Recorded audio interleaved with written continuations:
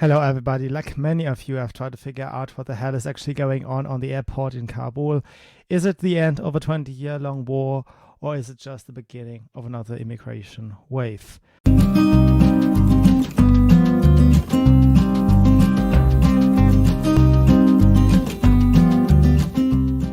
And a little spoiler, I actually don't have the answer.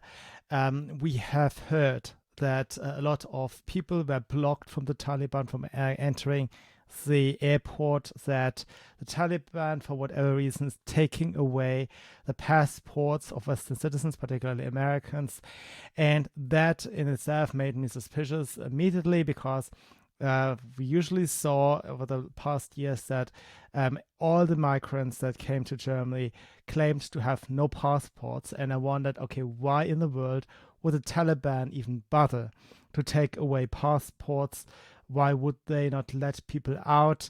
And then there was this article in the New York Post saying that the reports were actually not true at all, that there are no real blocks. And then the numbers of people that have been flown out of Afghanistan suggest that there is actually no barricade or something that stops people from coming in. There is scrambling. You can see, children being lifted over walls and stuff like this. There is, of course, there is, of course, a hindrance for a lot of people coming over. It is not an easy situation for anybody in and around the airport, I'm pretty sure. And yet, the validatable facts, they are really difficult to get by. And I thought maybe I discuss some broader issues while we are all waiting for more specific information to come in. What is clear is, of course, that Joe Biden left the country alone, basically. He withdrew all his troops and he did not even secure the weaponry. Then, of course, the coordination was a total disaster. Apparently, they have withdrawn all pilots first, and people could operate any helicopters or any airplanes and aircraft. In Afghanistan, the contractors left. So the military in Afghanistan were actually left behind without any oversight of what's going on, from where the Taliban may approach and so on. There was not even some basic air support apparently, and so everything faltered within hours actually, and it was perfectly foreseeable that eventually it would falter, the security structure, but the speed thereof, that was the consequence of a very stupid conduct of the operation, and the responsibility thereof lies with Joe Biden and the people around him. In addition to that, it's not long ago that Joe Biden claimed he had built up this marvelous Afghan army, and they are safe, and that basically all these Americans in Afghanistan and the Europeans in Afghanistan don't have to worry. Now we don't even know how many people were left behind, and also how many of them actually are US American citizens or who are European citizens. Chances are that a lot of people will now be, again, some gold diggers who are forging their passports and so on to just get over to our countries. And there was no effort. There was absolutely no effort to count properly and to identify the people who are still around. So that was obviously a lie. Possibly it was told because he wanted to not embarrass the leadership in Afghanistan, but that is a very poor reason for putting your own citizens into danger. On the other hand, I wonder how it is that 15,000, approximately 15,000 Americans are still hanging around in Afghanistan. Who are these people? Because I don't think your average Joe is actually going on a holiday trip to Afghanistan. I think most of these people are NGO types. Most of these people were money grabbers who believed that the war is an opportunity for them to line up their own pockets. Types who are happy to tell everybody how America is all evil, how you are racist, and so on, and how every military action is just imperialism. And then also they go to Afghanistan to tell everybody that the thing this farmers and shepherd culture needs is women's schools, or girls' schools rather, and women education and careers for women, and so on and so on. So would people be allowed to vote in women politicians?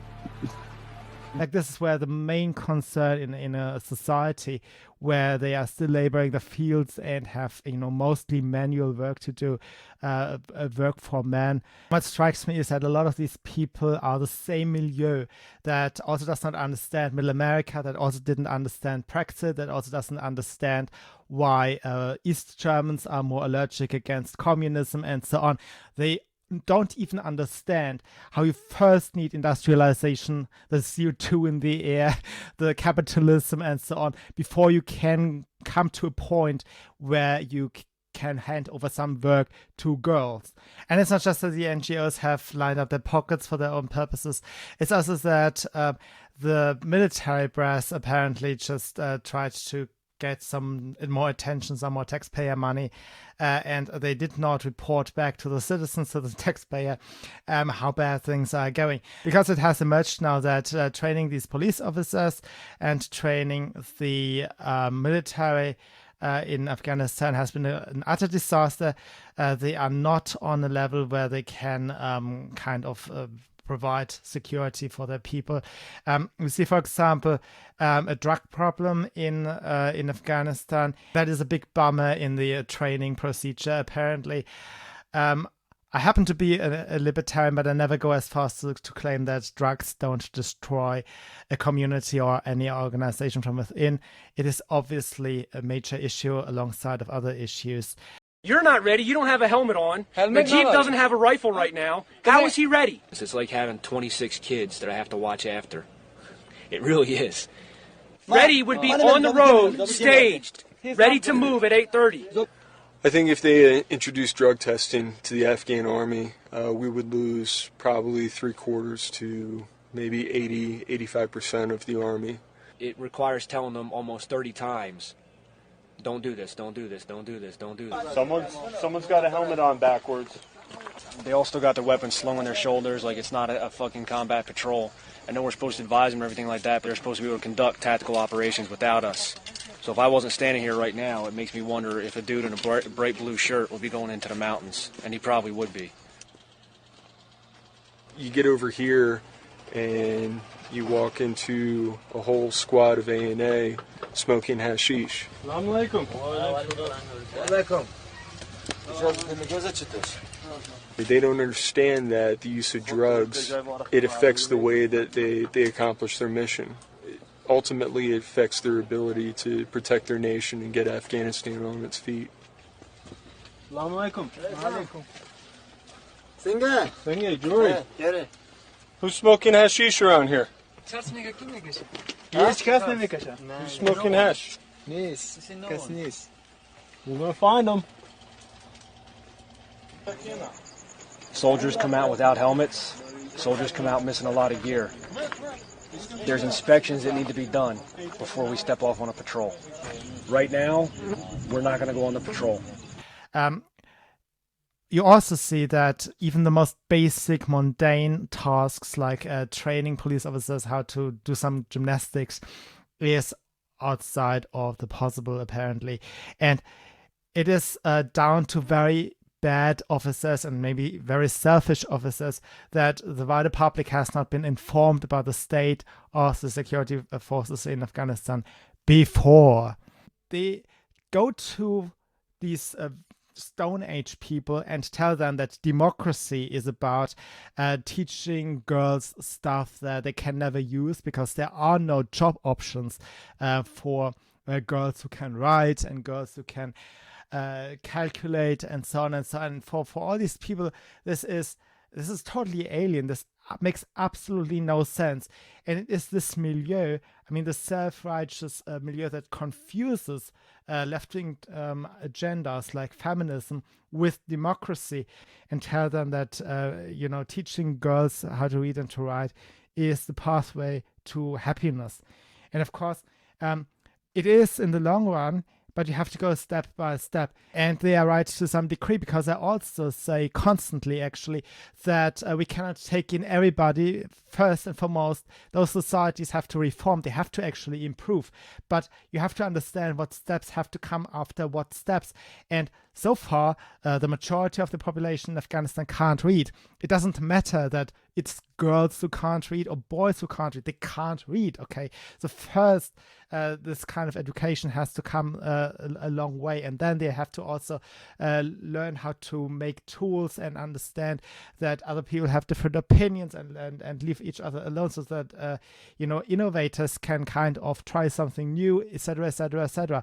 There are so many steps that a society has to take until it arrives at a point where they can actually think about, getting more women into office jobs and so on.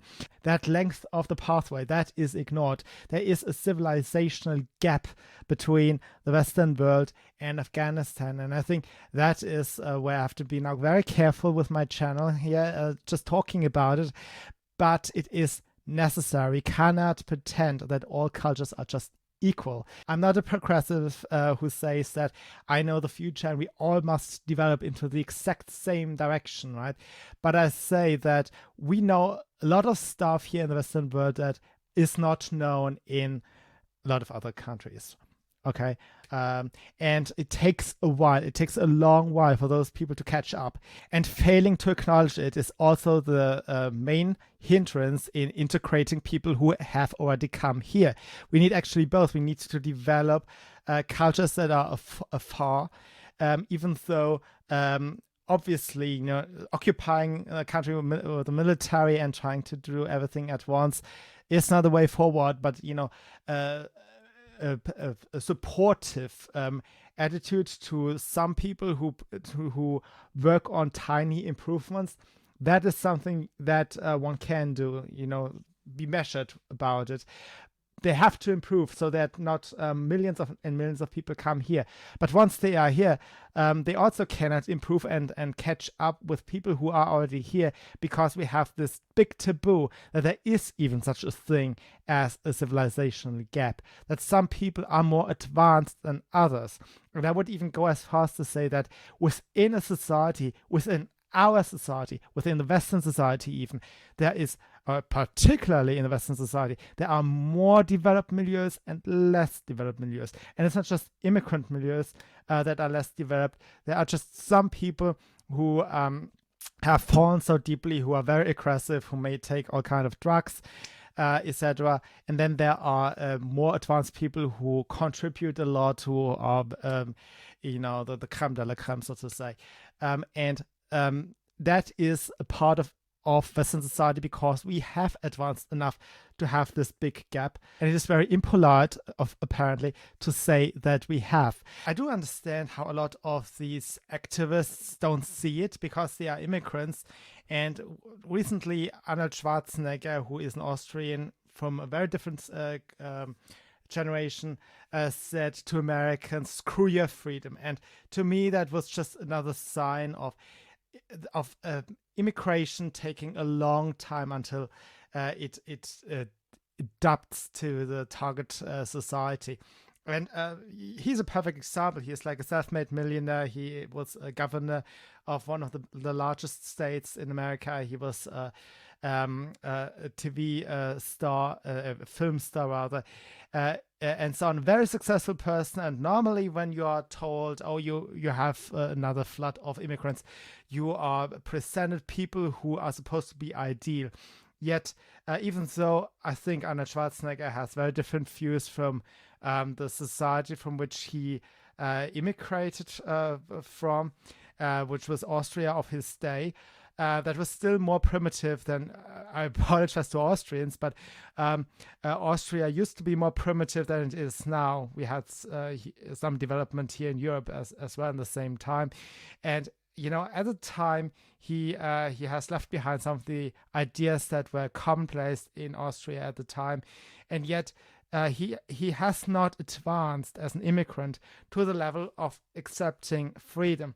And no matter how you think about mask mandates, vaccination passports, and so on, I'm actually against all of this. But no matter how you think about it, you don't ever say screw your freedom to a country that is based on freedom. That's so impolite, and it just comes to show to me that immigrants have a hard time to understand what society they are actually moving into. Here's the thing: while to me, understanding that there are some cultural differences and negative sides of all cultures, and that they are clashing once there is a migration movement. To me, it is just something of an annoyance when we talk about like Germans moving to Great Britain, because they're very left wing. It's like what you hear now in America, like Californians moving to Texas and they're bringing their ideas with them, and the Texans wonder, okay, how will they vote, and so on and so on.